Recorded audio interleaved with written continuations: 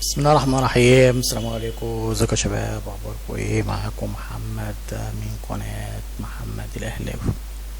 ان شاء الله في الاول كده فعلوا الجرس واشتركوا في القناة وادونا لايك. النهارده كده هنعمل فيديو صغير جدا عن بطولات الكابتن محمود الخطيب. كابتن محمود الخطيب مسك النادي الاهلي، خد بطولات كتيرة ما شاء الله عليه، هنتكلم عليها النهارده. وفي حاجة انا ناسيها، حاجة مقلتهاش، يا ريت الناس تفكرني بيها في التعليقات. كابتن محمود الخطيب تولى النادي الأهلي في 21 بطولة، خد 21 بطولة مع النادي الأهلي.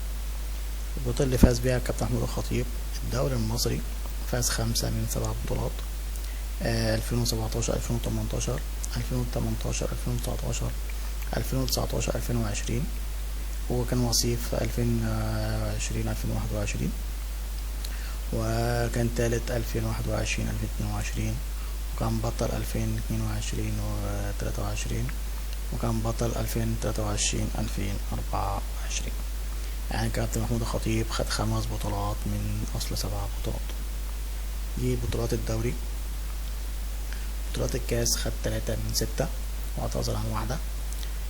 18 17 طلع من ربع نهائي. 18 19 خرج من دور 16. 19 20 كان بطل. 20 21 كان وصيف. 21 22 كان بطل. 22 23 كان بطل. 23 24 ما انسحب من البطولة، ما كملهاش، اللي هي البطولة اللي احنا كنا فيها اللي فاتت دي. بعد كده نخش، يعني واخد 3 من 6. نخش على مباراة كاس السوبر المصري. كاس السوبر المصري خد 6 من 8. 17 18 البطل. 18 19 البطل. 19 20 وصيف. 20 21 وصيف. 21 22 البطل. 22 23 البطل. 22 البطل. 23 24 البطل. 24 25 البطل اللي احنا استخدمناها من نادي الزمالك وتربط الجزائر. كاس طبعا هو اعتذر عنها في 3 مرات، فدي ما خدناش منها حاجة خالص. دوري أبطال أفريقيا دي أهم حاجة طبعا بالنسبة لنا بعد الدوري. 4 بطولات من 7 بطولات. عام 2018 كان وصيف. 2019 طلع من ربع نهائي. 2020 بطل. 2021 بطل. 2022 وصيف.